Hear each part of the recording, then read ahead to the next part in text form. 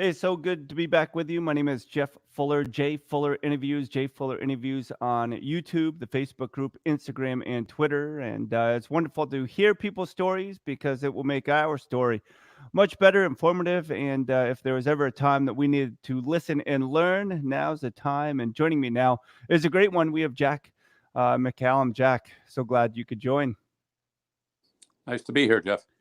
And so I just wanted to share my appreciation to Alex Wolf, who is a friend of yours. Just he vouched for me and made a comment. Can you just talk about what Alex means to you and specifically your time at Sports Illustrated, of all the good people that you've been able to meet?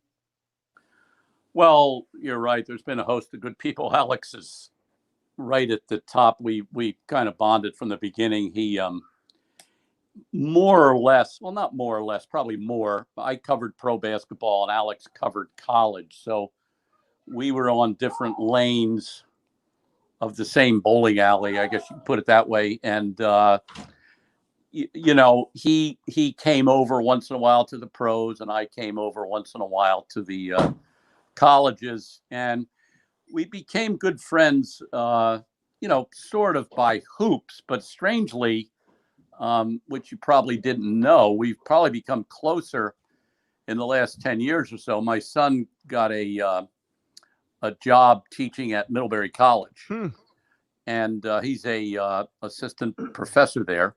And Alex, as you know, lives in Cornwall, like 3 or 4 miles from campus. So Alex and I now just have not only, now that we've both kind of left Sports Illustrated, we both have this strong basketball connection, but also a Vermont connection also. So I always say that Alex has never written a bad sentence. He's one of the most, we all have our strengths, but I would say Alex is one of the most graceful writers that I've ever met, the way he uses the language. And so he's one of the best. Yeah, he's tremendous. And for you, where did you grow up? I grew up in New Jersey. I was born in Atlantic City. I know it's hard to believe anyone was born in Atlantic City, but I was there pre-casino and went to college at Muhlenberg College in Allentown. So once I left, I've been in Pennsylvania pretty much since I was 18 years old. So if somebody asks me where I'm from, I guess I say New Jersey, but at this point, I'm probably more of a Pennsylvanian. But the Mideastern, I'm a child and a grown up of the Mideast for sure. Now, when did you find that you were going to take on writing journalism more so than playing and being an athlete? Is that something you knew early on, or did you always want to pursue those dreams of being a professional athlete? No, not really. I think probably if you took Alex and I and the grand universe of sports writers, there's no absolute way to do it, but I'd say we fit into more the general pattern that we played sports. Sports was important to us.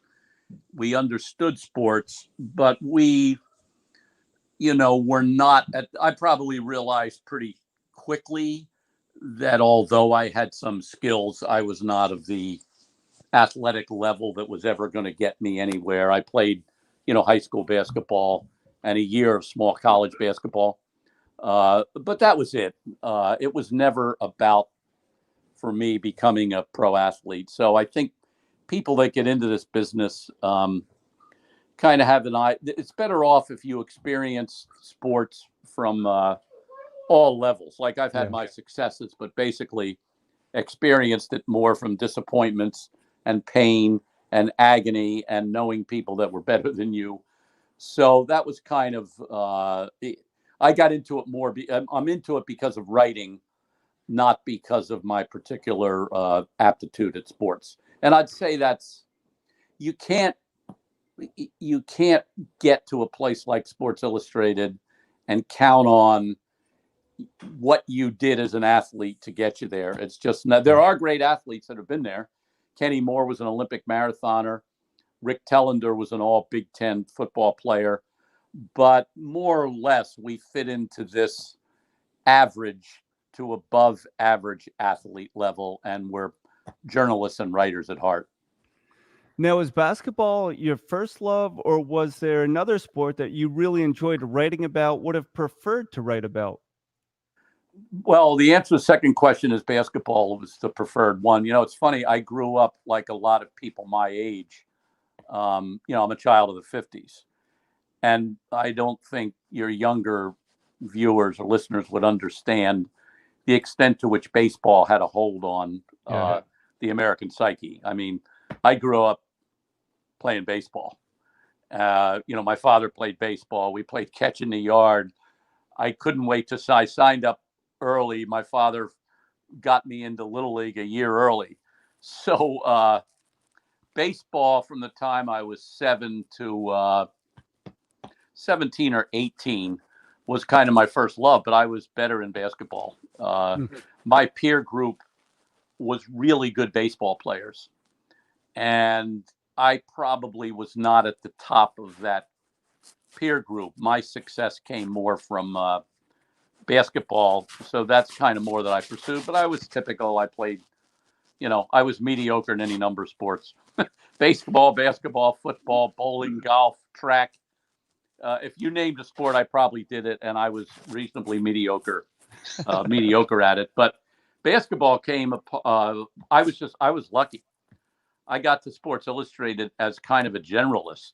I had come from newspapers, so when you come from newspapers, you write fast, and you pretty much can take on anything. You're not a specialist.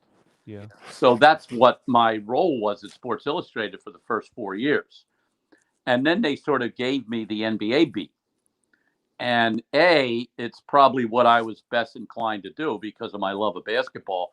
B, I happened to get it at the time the game was on an elevator. The game was, Michael had just gotten into the league. Magic and Bird were at the apex of their rivalry. The Pistons were coming. The Hawks were coming. The Bulls then became the dominant factor. So I covered it during what anyone would have to recognize as the golden era of the NBA. So I was really in the right place at the right time. There's absolutely no doubt about that. Well, I'm 45 years old, and it was certainly a time in my life that was very formative and that I love so much. In 1992, history was made in the world of sports. But my question is, I don't know if you can see this picture behind me. How do you think this team would have done in those 1992 Olympics? That is which team is that? This is the collegians that played against the Dream Team to get them ready. Yeah. Ironically, that team, with the addition of Christian Laettner, who was on the Dream Team as the one college kid, Christian would have been on that team. That would have been our Olympic team if it would have been under other rules. Right. Would they have beaten Lithuania and Croatia? I don't know, but that particular college team was really good. They had Grant Hill. Bobby Hurley was a true point guard. Chris Webber, they had some inside presence. So that team, and as it says in the Dream Team book, that team actually gave the Dream Team their only loss. That early on in the practices at San Diego, I think the third or fourth day, Chuck Daly had them scrimmage against this college team, had the Dream Team scrimmage, and the college kids beat them. And there's some debate to this day. Mike Krzyzewski always says, Mike was an assistant on the Dream Team. He always says that Chuck Daly, the coach, deliberately threw the game. He didn't put Jordan in the game. Yeah. He didn't force Hurley, the way he would have in a real game. That might be true, but the fact is they put more points on the scoreboard. And I think they gave the Dream Team an important wake-up call. The Dream Team at that point, they couldn't figure out their roles. They were overpassing. Nobody was really taking charge. Defensively, they had a little bit of a problem with Magic Johnson guarding outside people, even though he was obviously going to be the starting point guard. So they needed that game to get kind of straightened out, and they beat them the next day or 2 days later, as Charles Barkley always said, we beat them like they stole something, and from that point on, they were pretty directed. So, Jack, you share in your book that you're credited with coming up with the name Dream Team, even though it may not have started with you. When you found out that you were going to be covering the Dream Team, was there a sense of excitement or uncertainty? What did you feel when you were assigned to this post? Well, it was I get partial credit, as I explained in the book. I wrote this story about them before the team was organized, and in the first paragraph, I used the word dream twice. It was going to be a star-spangled dream. Is this dream becoming true? Well, that was my lead. When somebody wrote the headline, which I do not, writers don't write the headlines most of the time, 99% of the time. Somebody at Sports Illustrated put the two words together, Dream Team. Hmm. And it was sort of from that point on that, it kind of took off. Somebody later wrote me a letter threatening to sue me because the two words Dream Team had been on a basketball poster years earlier or something, which I'm not saying Sports Illustrated was the first person in the history of the world to put together the words dream and team. Nevertheless, we did. And from that standpoint, it kind of took off. So the fact that when I, knew I was going to cover it, I was on the NBA beat then. And so it was obvious that I was going to cover it. I was going to be the man to cover it since I had been covering the league. And the challenge is always access, writing something new, revealing something to the public, trying to pull back the curtain that on something they had never seen. And in this case, it was going to be a little more difficult because the games didn't mean anything. Yeah. Normally, I think what I was best at, and I think Alex would back this up, I think he was good at it too. We were good at going to 3 or 4 games, seeing a trend, writing kind of a news and feature story. In other words, a story that, told what was going on in a kind of factual way, but excuse me, also weave together anecdotes, humor, behind the scenes stuff. Well, in this case, there wasn't anything to write about the games. They were over literally within the first 3 or 4 minutes. So, but it was different back then, Jeff. Sports Illustrated published once a week. There was no SI.com. Yeah. There wasn't tweeting. So part of the reason I decided to write the book years later was that there was a whole raft of information that wasn't really covered about the Dream Team. I mean, if the Dream Team would have happened in 2002 or 2012, right, I would have written 50 tweets a day, 3 or 4 columns for the internet per day, and then the Sports Illustrated story. Yeah. It was completely, I don't think people could understand what a completely different way it was of covering it. And quite frankly, covering the Dream Team was the easiest thing anyone could possibly ever have to do. I mean, I did a story once a week. Writing the book was hard, getting to everybody and writing, 120,000 words about something. That could be described as difficult. Writing one story a week about the Dream Team, not difficult. That's a great revelation, but not difficult. So, Jack, I really enjoyed the Dream Team tapes on iHeartRadio. I binge listened to that, and it was just fascinating. And the actual sound, when you were recording the interviews, what was your thought of that? Just so you could use it for writing, or did you ever think you'd be able to use that audio in the future? That's interesting.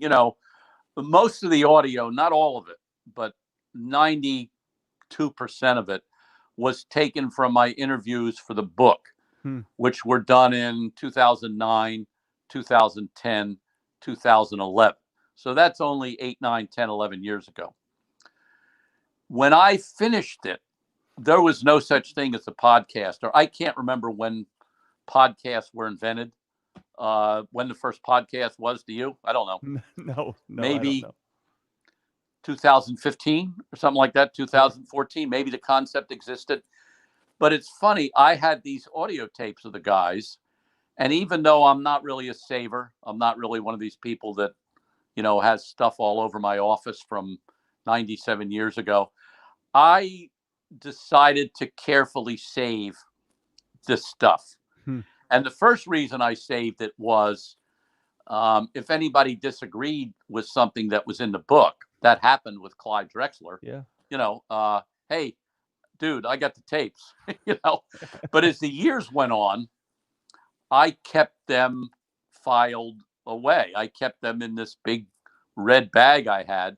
And I can't say anything else over my, 50 years in journalism I had saved with that much care. So when the idea came to do a podcast, I mean, the person that suggested it wasn't my idea. It was my agent, Scott Waxman, who was starting a podcast division.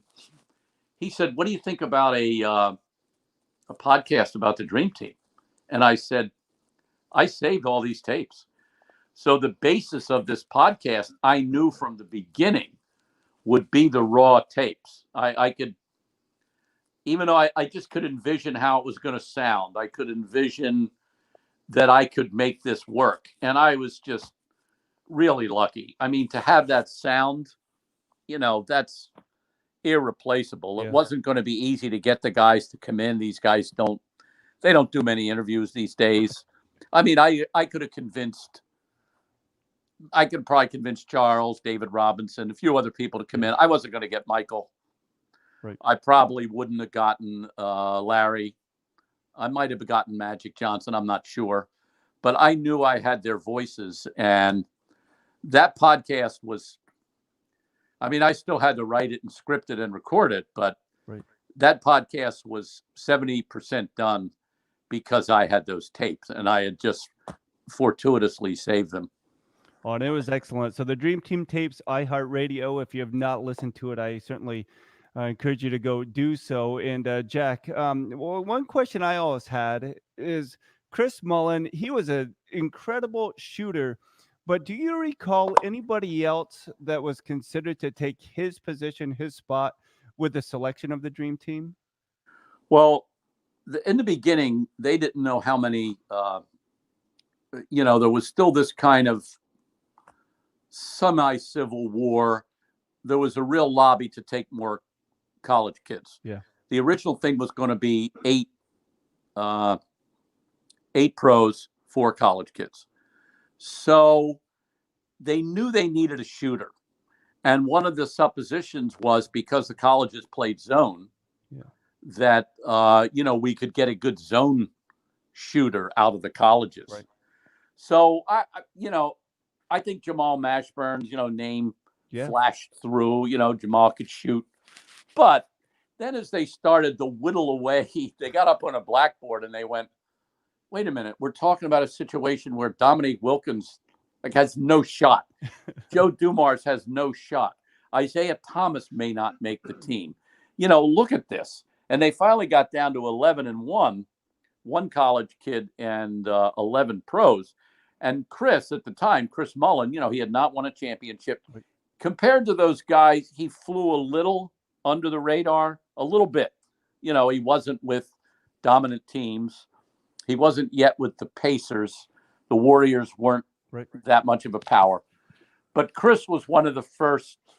Nobody knows exactly. Well, some people do on the committee, but Chris was among the first 3 or 4 names they selected because they knew they needed an outside sniper. As it turned out, they didn't probably need that as much as Chris was great, as were all of them. But, they were able to get the ball inside. Barkley shot like 62% from the field. He got his shot whenever he wanted. Ewing and Robinson were effective. Karl Malone was very effective. The guards could get to the basket. And Bird, when he played, was very, very much on. And Jordan and Pippen were good outside shooters. So they probably didn't need Chris as much as, his specialty would suggest. But he was, that's the thing they were most worried with. They were going to get into a game and the zone was going to start getting in their heads and they were going to miss 8 or 9 or 10 jump shots in a row. And suddenly the score is close. The game was only 40 minutes instead of 48 minutes. So that was their fear. So Chris played a very important role from that standpoint on that team. And how much do you think Clyde Drexler benefited from being on that 92 team and just having the success that he was having in Portland? Because when I look back at that team, for me personally, he was a great player. And I mean, I wore number 22 in high school. So I thought, Clyde Drexler, this is awesome. Same number as a guy that is on the Dream Team. But was there somebody else that you personally would have considered for that two guard position besides Clyde Drexler? No, I thought, as I had some trouble with Clyde later. I always liked Clyde. We got along very well. He didn't like some of the stuff I wrote, but that's the way it went back. People didn't, but they took it. It was kind of like that was part of the deal, that you get some criticism.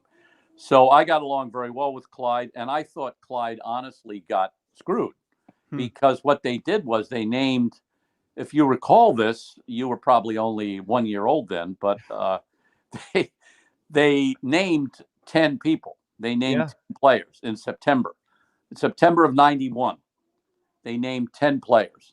And they said, we're going to leave 2 slots open. One of them for another pro and one of them for another college, for the one college kid, which was going to be between Leitner and Shaq.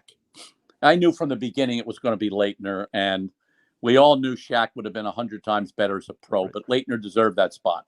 Leitner is an immortal college player. He played much harder than Shaq. He deserved the position. Anyway, so they didn't name Clyde until May. And I thought that was nonsense. Clyde was very, very good that year. And I think he was the clear choice, more than Isaiah, more than Joe Dumars, more than Dominique Wilkins, little bit at the end of his career, little bit. James Worthy, little bit shaded toward the end of his career. So I think Clyde was the logical choice, and I always thought he got a little screwed by that late. I think he should have been on there in September. That's my opinion. Hey, so Jack, when I first tweeted you, I was coming back from Michigan, dropping off our firstborn for college, and it's tough. I mean, I always told people it's part of life and it's just a process, but just leaving my son in Michigan, it was very difficult. But on Audible, I had downloaded your book, Dream Team, and it really helped. We had to drive through the states coming back, so it was 16 hours instead of 13 hours. And I mean, the book is excellent. And I loved it because I was reliving my high school days and so many awesome memories about that time. I actually went to college in Canada. So I was talking about the Dream Team and nobody cared in Canada about that. But something that you mentioned in the book is that you couldn't really put numbers to it, but there was just something about Charles Barkley that he was better than Karl Malone, which I agree with. But could you just talk about that comparison? Because you look at numbers, you look at just physicality. Karl Malone was a specimen, but Barkley, man, he could play. And what are your recollections? It's this word. I think I heard Alex probably use it first years ago. The word is ineffable. Ineffable means it makes an impression on you, but you can't exactly explain it. And the person that came close to explaining it was Drexler. We just talked about him. I asked Clyde about the differences between, I said, look, no, I asked the usual question. What if Barkley had taken care of himself to the extent that Karl did? If you look at Karl's career numbers, it's incredible. Games played, 81, 82, 82, 82, 82, 81. It's unbelievable for as hard as he played. You look at Charles, 80, 66, 67, 61, 81, a lot of nagging injuries, a lot of times that he might have had some, non-injury injuries. A lot of times, maybe not taking care of himself. So I raised that with Clyde. I said, well, what if Charles would have taken the same kind of care of himself that Karl Malone did? Because I once did a story on Karl Malone, and I watched him on a Stairmaster for 2 hours. I saw a pool of sweat build up by that. It's still one of the most definitive moments I remember in my journalism career, watching that guy. He just would not get off that Stairmaster. It wasn't because I was there. That's how he worked out. Anyway, Clyde says to me, you can't say that, because if Charles would have done what Karl did, he wouldn't have been Charles. That spark of spontaneity, that spark of creativity, that spark of I don't give an F, that kind of thing, that's what made Barkley what he was. You can't strip that from him. So if you took the whole of their career, it gets down to the old argument: who was better, Tiger Woods or Jack Nicklaus? Right. Nicklaus won more majors. Nicklaus was dominant for I don't know how many years, 30 years. But who was better? If you put them together at their prime, this is just my opinion, it was Tiger. Yeah. And if you put those two guys together when they were at their best, it was Charles. And the number of people that I bounced that opinion off of kind of agreed with me. Yeah. Although Charles probably drove more people nuts over the years than Karl did. Karl could drive you a little nuts too, but Charles probably owned that department. And he probably enjoyed doing it as well. So that's a difference with Charles Barkley. How tall is Charles Barkley? I've heard so many different things, from 6'3" all the way to 6'7", but they say he is undersized. How much shorter was he than Karl Malone? I have a picture of Charles and I together. It's not worthwhile going to get it. We're on the rooftop. It's when I did a story on him. We're on the roof of this hotel in Miami, and I'm standing up pretty straight. Charles is standing up pretty straight. I was probably a little bit over. Everybody this is how many years ago? 15 years ago. Everybody shrinks a little bit. I was probably a little bit over 6 feet. Charles is not more than 3 inches taller than me. Wow. I think I had sneakers on. Charles might have been in bare feet. He might have been. It sounds weird, but we were taking this kind of picture where he was in bare feet. Yeah. I would put Charles at 6'3.5" or 6'4". That's about the most I can do. NBA heights are really something. Sure. I remember the old Boston Celtics. Bill Walton never wanted to be listed as 7 feet tall. Yeah. And Robert Parrish always wanted to be listed as 7 feet tall. So there's a team picture of the Celtics, and Bill is right next to Robert. And Bill is about that much taller than Parrish. And Walton's listed at 6'11", and Parrish is listed at 7 foot. Bill was like 7'2". Wow. Yeah, he was just an immense man. And I always think of that when I think of heights. But I guess Karl, when you were around Karl, you didn't so much concentrate on the height. Like if you would have said to me, that's not the first thing I go to with tall. It's sort of like LeBron. It was just this immense physical presence. In fact, I'm not even sure what Karl was listed as. What is it, 6'7" maybe? Yeah, I think it was 6'8", but 6'8". I don't think he was 6'8" either. He was probably 6'7", 6'6.5". A lot of these guys are. Now he was probably 6'7", but he had at least 3 inches on Charles, no question about it. Yeah, it's funny because when I think of Karl Malone, I think of shoulders. When I hear about Charles Barkley, everybody talks about his backside and the width of that. So that's what they referred to. That's what Charles had that very few people in the history of the game had, and that was spring. When Charles went up for a ball, You look at his rebounding numbers; they're incredible. I mean, he was a Rodman type of rebounder. He didn't have that resolution, and he was also being called upon to score. Yeah. But if you took Charles in a standing position, going up to get the ball, I mean that he had a freakish ability to do that, and he never boxed out. I mean, Barkley told me one time that he literally it'd be like a fundamental nightmare, like if you put Charles at a clinic and said, "Tell us how to rebound or score." He's not the guy you want there. I just get the damn ball. He would, and his hand, and Carl had great hands too. But if Charles got his hands on the ball, the rebound was his. That's all there is to it.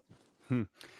Sticking with the dream team a little bit longer, and these are more questions that I've always had, not necessarily probably the listeners, because there's so much just about Jordan and Bird and Magic. I loved him, but what you brought out in the book, The Dream Team, I really thought was pertinent because I grew up a North Carolina Tar Heel fan.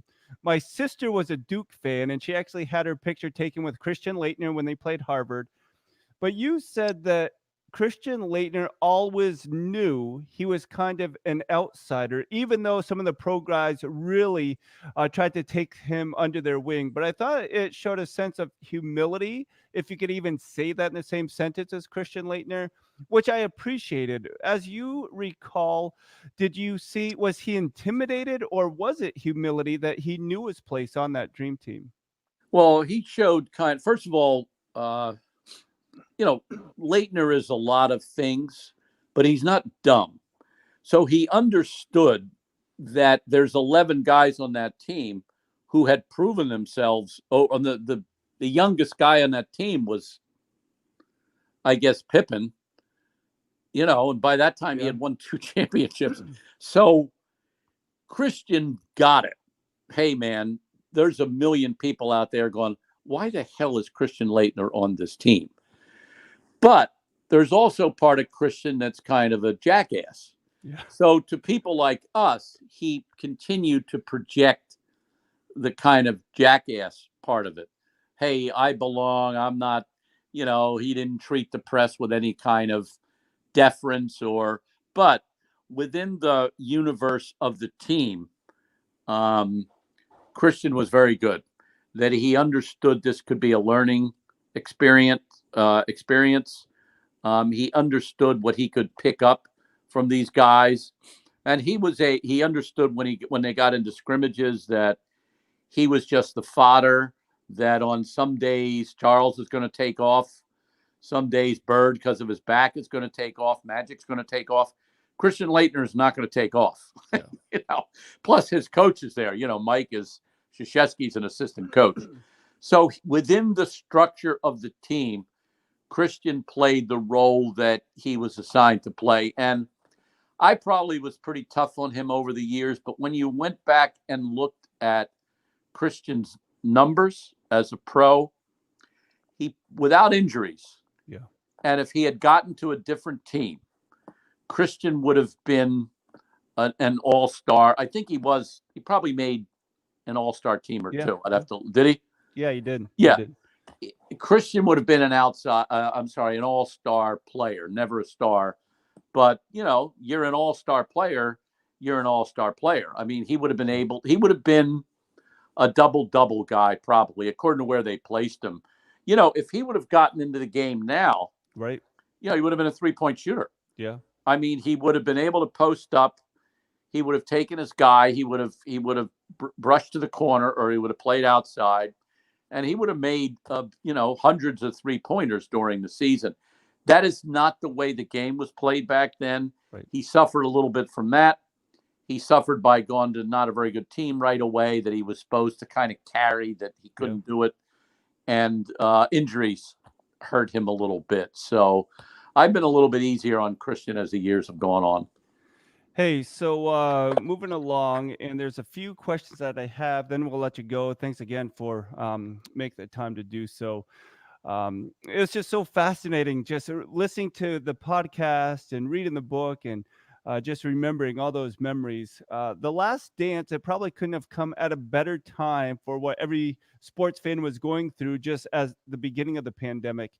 When you look at The Last Dance, I mean, obviously Michael Jordan was so driven, as people have said about Kobe Bryant, and I would dare say Kevin Garnett, not just growing up a Celtics fan or just watching the Celtics, making Big Baby Davis cry on the sideline. These guys, they are obnoxious, but they win. For you to cover them, did you have to mind your P's and Q's, so to speak, so you didn't offend them? Or were you just writing what you were writing and you knew that you would take your lumps along the way? Well, as I said, let me say one thing about the Jordan documentary. I had a knee replacement right at the beginning of the pandemic, and when I was writing about I wrote about the Jordan doc for SI.com, and so I was going over to rehab a couple times during the thing, and my rehab guy was probably about your age. I think he was. You look a little young, but he was like mid-40s or so. You're probably younger than that, right? No, 45. Okay, I think that's how old he was. And he told me that every Sunday night during that period of time, that him and his friends that were all about that age, that grew up when you did, that they would get together on Zoom beforehand and sort of sketch out what they thought the episode was going to be about. And then they got together afterward to talk about it. Yeah. And, when you get to be my age, you've seen everything. You get a little jaded. And it really sent the lesson home to me of what a bonding thing sports is, Yeah. because I covered these guys. I knew them. I knew the story, and I thought it was really good. But I couldn't look at it in the same way that that this really meant something to a fan. And that was the most important thing that I got out of the Jordan doc. It restored my knowledge of how important sports can be as a bonding type of thing. Sure. So in answer to your question, you have to cover these guys the same way you cover everybody. And I know this sounds like, it might be some degree of bull crap, but I grew up in I worked for a small daily newspaper, right? I was halfway through my senior year when I got a job at a newspaper. And when you're 21 years old or 22 years old, and you're sent out to cover, to write a negative story about the high school football coach in a town that loves football and loves the football coach and doesn't know who the hell you are, and you're 22 years old, that's when you mind your P's and Q's. That's when you learn what this business is. So by the time I started covering these guys, I'm, let's probably the oldest of them, Magic and Larry. I think I'm probably 10 years older than most of them, 15. By the time I got to LeBron, I was literally his grandfather, literally I could have been his grandfather. So that's kind of, I always say when I teach my journalism classes that the great barrier is age. I don't really think that it's fame. Now, what you have to honor with these guys is their time. And if you're, assigned, unless back in my day, I was lucky. I'd go out to do a story on Karl Malone. It was sort of like, even Jordan, hey, how much time you got? Hey, man, I got 3 days. We can hang out however you want. You used to hang out.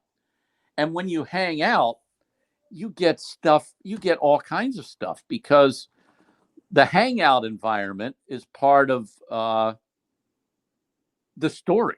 Yeah. It's not just what they say. Well, the journalists today, with very few exceptions, do not have that luxury.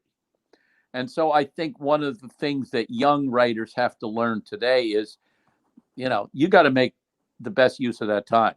I mean, you gotta get down to business. Hey, we got James Harden for 10 minutes. Yeah. No more. We're not hanging out with James anymore. Hmm. So I was pretty lucky to have come along at a time when athletes gave you that time, that they understood that part of the deal was you getting to know them, and part of the deal was that when the story came out, maybe you wouldn't like every part of it, but you're going to deal with them the next time they see you. And once again, that was an accident of timing for which I'm very fortunate. Are you happy that there was not Twitter when you were covering these guys or when you were back with Sports Illustrated full time? The answer to that is yes, but I would have, I wrote books before that in the 70s and the 80s, but I remember when I went to do the Celtics book, which was the 90-91 season. I did a book on the Celtics, or I decided to spend a season with them. And I remember very consciously saying to an editor, hey, I get to the end of the year and I have all this stuff that I didn't have a chance to use. That all I can do is put it into the magazine in a Hmm. story, or then once in a while there was a pro basketball column in the back of the magazine. So I could do a regular story like a feature and then a column in the back, but that wasn't every week by any means, you know. So I remember saying, I have all this stuff left over. Funny stuff the assistant coaches say, some little thing between Bird and a ticket vendor that nobody saw that I couldn't fit into the story. That's the reason that I did the book. So if the question is, would I want Twitter? No, I didn't want 140 or 280 characters to opine with. But if you would have asked me then, would I have liked to have a website where I could have put all this stuff on? But you know what? If I would have had that, I probably wouldn't have written the book. Yeah. I probably would have poured every extra thing that I had into the internet every day. So once again, to repeat a theme, I was lucky that I came along for what was me, who used to write kind of long and, uh, taking my time to get to something. I was a creature of the correct time. And I know that Alex Wolf was, probably to a greater degree than me. Alex doesn't like to tweet. I mean, I'll get myself in Twitter now. Yeah. I'll see something, I'll get myself in trouble. Alex is smart enough to stay away from that. But so far as our professional lives went at Sports Illustrated, I think we were there at the exact right time, and I didn't need Twitter and wouldn't have appreciated it back then.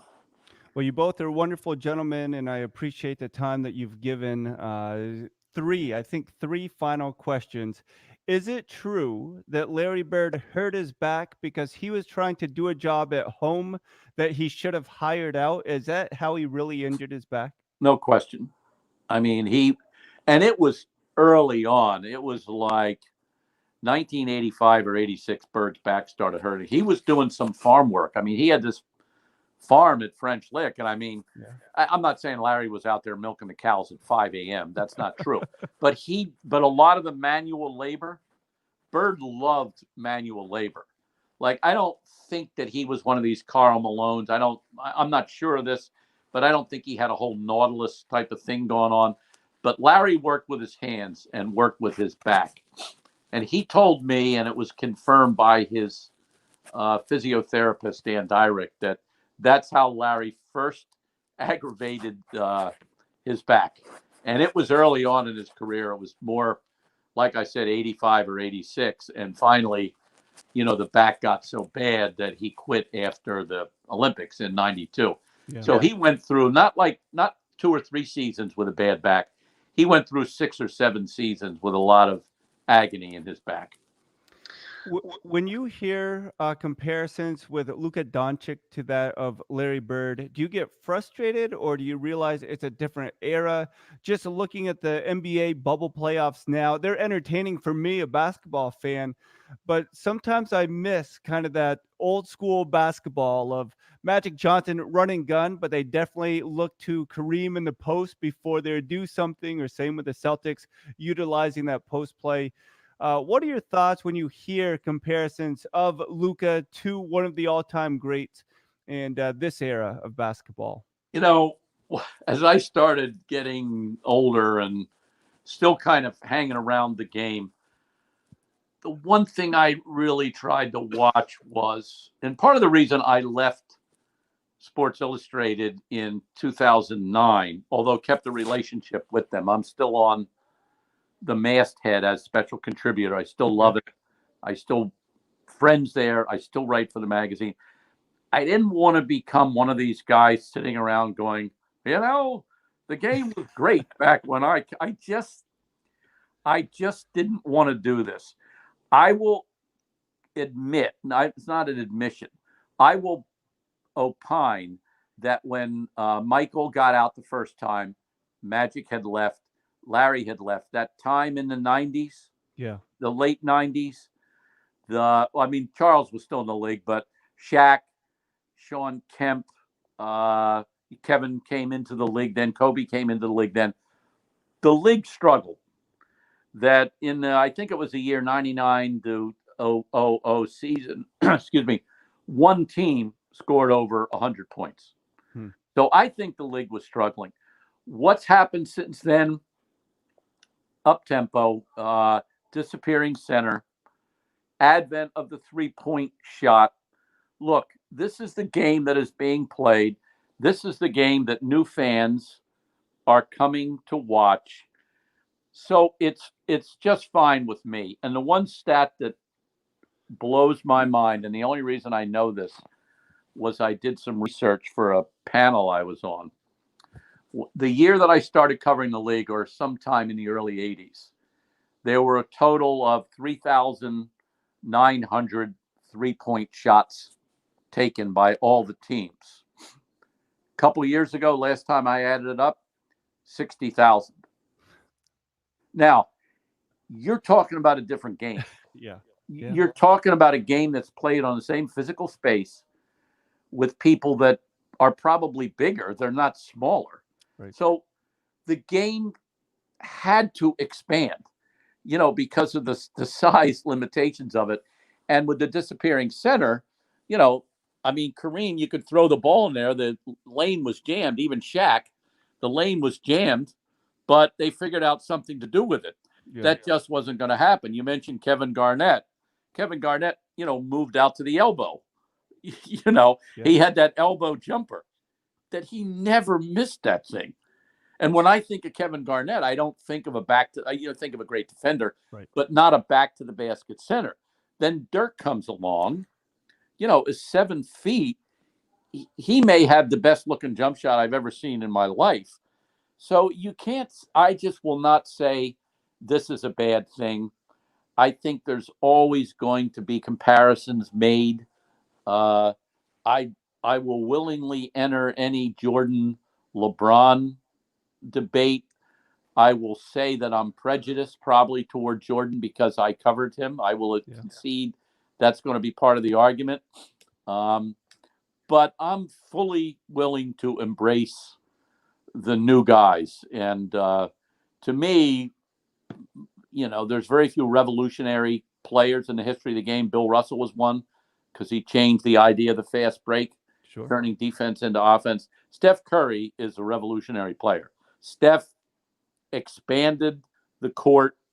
You can say, people argue with me and say there's no defense played. I said, the way the court is now, pick and rolls, defenders are being asked. A guy like Garnett would still be really good because he's being asked to go out and defend pick and rolls way out from where they used to. You didn't have to do that. But now the offense begins from 30 feet in. That's completely different. That's completely different. So you mentioned Luka Doncic, particular. I haven't watched him enough to get into a Bird comparison, and I'm not sure. What are his rebounding numbers, Doncic? I think he had 8, and he's had a couple of triple doubles during the 8-game restart. So he has great size, but he's got great size. A little early. Yeah, a little early. What sets Bird apart as a player to me is his rebounding. You look at Bird's rebounding numbers. That guy was at a time when he was getting 24, 25 points a game, he was getting 12, 13, 14 rebounds. Right. And he still was a double-double guy when he couldn't move with that back toward his last seasons. So I don't want to get into that yet, but when I look at a game now, I know a lot of people my age do it. I remember when they used to run Magic ran the fast break completely different, and he would never stop and take a jump shot at the corner, and Pat Riley would kill him. And I just don't do that. I just say this is the game now, and there's great players. There are players that will separate themselves, and there's players who think they're great that are not, and that's always going to be true. The game looks different. There's no doubt about it, but I'm fine with it. So, Jack, the final question I have for you is just if you would tell the story of the first time the Dream Team played against Tony Kukoc. Poor Tony, as reports came out, he didn't know that people were so upset with him, but he really had a terrible game and he rebounded extremely well following in the next game.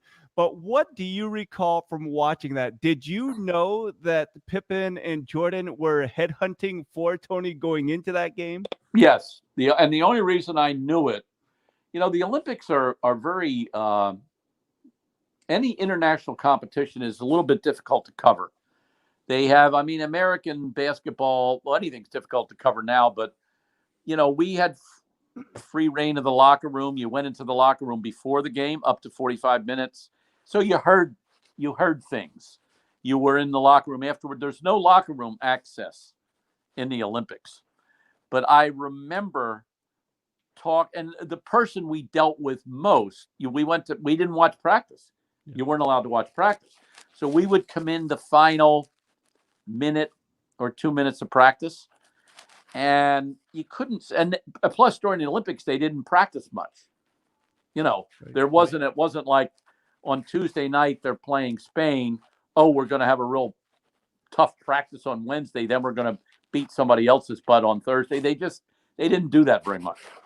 But I remember fortunately talking to Chuck Daly, who said something like, "Oh man, they're coming after this poor kid Kukoc." And the background was that Jerry Krause, the manager, everybody, I'm sure all your listeners heard it on The Last Dance. That Jerry Krause was negotiating to get Kukoc. And the real reason was it wasn't personal against Kukoc. Well, it was personal, but it was money, man. Yeah. Don't mess with a guy's pocketbook. And the way, even if don't mess with a guy's pocketbook. I don't care how much money somebody's making. Pippen saw this as they were not giving him an extension because he was saving the money to pay Tony. But I will say this, that I remember after the second Croatia game, when Tony conducted himself really admirably. I don't remember his numbers, but I think he was in double figures. Yeah. And they didn't lock down on him the way they did the first time, but they gained a lot of respect for him. And it was ironic that later on, when he came to the Bulls, that the fact that Phil Jackson appointed Kukoc to take that last shot instead of Pip was really ironic, and it puts a tough kind of punctuation mark on their relationship. But when Tony got there, he was a willing sixth man. Tony was good enough to start probably every team in the league. Sure. Probably good enough to start with the Bulls, but he was the perfect sixth man because he kind of came in and changed the game. He was sort of a tough guard. Like, where is he playing? He's down here, he's out there. Not a terrible defensive player. He stretched the defense a little bit. And once again, he was one of those guys that would have been infinitely more effective now because Tony would have really had a nice shot, and he would have gotten it off very easily, and probably would have been more of a Nowitzki numbers type of guy. But he was a really important part of that team, the Bulls teams.